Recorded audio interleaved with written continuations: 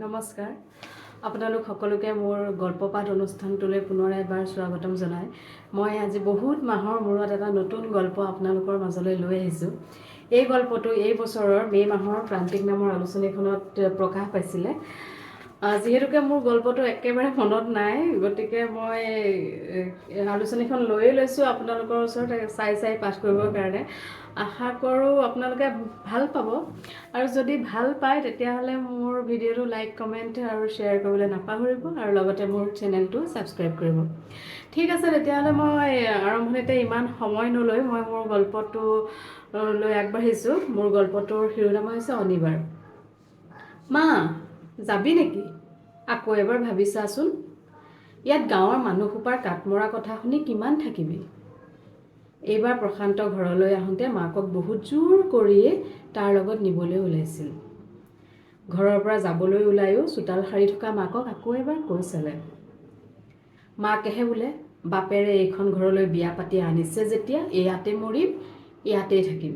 তই য'ত মৰ মৰি থাকে, মই মৰিলেও এইখন ঘৰত ভৰি দিবলৈ নাহিবি। সেই বুলি মাকে খুলি যোৱা খোপাটো আকৌ এবাৰ পাক মাৰি বান্ধি লৈ বাহৰণিটোৱে চোতালখন সাৰি জাবৰবোৰ এচুকত জমা কৰিবলৈ ধৰিলে। প্ৰশান্তই জানে মাকৰ তাৰ ওপৰত কিমান খং কিয়। পিছে সি কৰিব কি? সি যে তেনেকুৱাই।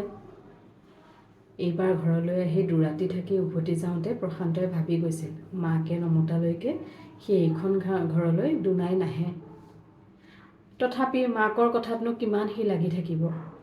মাকৰ এই গালিৰ গালাজবোৰ সি আশীৰ্বাদ হিচাপে লয়। মাকক কেইবাদিনলৈও নেদেখিলে তাৰ মনটো হাহাকাৰ কৰি উঠে। সেয়েহে মাকে নামাতিলেও সি নিজেই গুচি আহে। ফোন এটা কৰিবলৈও মাকৰ হাতত ফোন নাই নহয়। সেয়ে সি মাকে অহা নিবিচাৰিলেও সি আহিবলগীয়া হয় ঘৰখনলৈ। এতিয়া চোৱা, ফাইনেল টাচটো পৰিলে একদম ধুনীয়া কইনাজনী হৈ পৰিবা। চুলিখিনি আগফালে অলপ ওখ কৰি বান্ধি দিয়া পিছফালৰ প্ৰকাণ্ড ধুনীয়া খোপাটোৰ কাষখিনিত মিহি ফণিখনৰ পিছফালৰ দাঁত নথকা অংশটোৱেদি এনেই বুলাই থাকি মেকআপ আৰ্টিষ্টজনে এটা বিশেষ ভংগীমাত কথাকেইটা ক'লে, একদম পাৰফেক্ট। কইনায়ো আইনাত নিজকে দেখি উৎফুল্ল হৈ আইনাতে মেকআপ আৰ্টিষ্টজনলৈ চাই উত্তৰ দিলে। যিকণ কাম বাকী আছিল সেইকণো ধুনীয়াকৈ কৰি মেকআপ বক্সটো সামৰি প্ৰশান্ত লয়লাস ভংগীত এখন হাতেৰে ট্ৰলিটো চুচৰাই আনখন হাতেৰে এনেই আগলৈ পিছলৈ লৰাই ৰুমৰ পৰা ওলাই আহিল। প্ৰশান্ত কুমাৰ, মেকআপ আৰ্টিষ্ট, বৰ্তমান সকলোৰে মাজত এটা পৰিচিত নাম। তেওঁৰ হাতৰ যাদুক সকলোৱে বাহ দিয়ে। সেই অনুযায়ী তেওঁৰ দৈনিক মাচুলো তেনেকুৱাই। প্ৰত্যেকজনী কইনাই বিচাৰে তেওঁৰ বিশেষ দিনটোত প্ৰশান্তৰ মেকআপৰ ব্ৰাছৰ পৰশ পৰক। পিছে প্ৰশান্তৰ যিটোহে দাম, সকলোৱে সেই দামত প্ৰশান্তক ল'বও নোৱাৰে। যি চকুৰোৱাকে প্ৰশান্তই কইনাজনী উলিয়াই দিয়ে নকৈ নোৱাৰে। দুখীয়া ঘৰৰ ল'ৰা প্ৰশান্তৰ আজিকালি নামী দামী মানুহৰ লগত উঠা বহা। চেলিব্ৰিটিবিলাকে প্ৰশান্তৰ মেকআপহে বিচাৰে।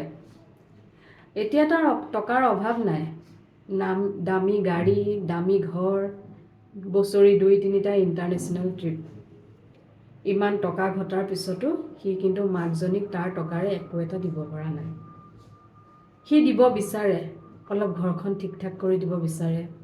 মাকে যাতে আনৰ ঘৰলৈ নোযোৱাকৈ নিজৰ ঘৰতে পানীৰ যোগাৰকণো কৰিব পাৰে, সি সেইকণো কৰি দিব বিচাৰে। কিন্তু মাকে তাৰ টকাৰে কোনো বস্তুৰ সহায় নিবিচাৰে। আনকি ফোন এটাও এতিয়ালৈকে মাকে লোৱা নাই। ইমান সি ক'লে মাকে তেতিয়া উত্তৰ দিয়ে, মই ফোন লৈ কি কৰিম? মোলৈনো কোনে ফোন কৰিব? বা মইনো কালৈ কৰিম? তেতিয়া সি তপৰাই কয়, মোলৈ কৰিবি আকৌ। তাৰ কথাত কিন্তু মাকে একো নামাতে, মনে মনে আঁতৰি যায়। ঠিক আছে, আজিলৈ মই মোৰ গল্পটো ইমানতে সামৰণি মাৰিছোঁ। পিছৰ খণ্ডটো মই বেলেগ এটা ভিডিঅ'ত লৈ আহিম আপোনালোকৰ ওচৰলৈ। আশা কৰোঁ আপোনালোকে আদৰি ল'ব। তেতিয়ালৈকে ভালে থাকক, কুশলে থাকক। পুনৰ লগ পোৱাৰ প্ৰতিশ্ৰুতিৰে আজিলৈ আহিছোঁ। Thank U.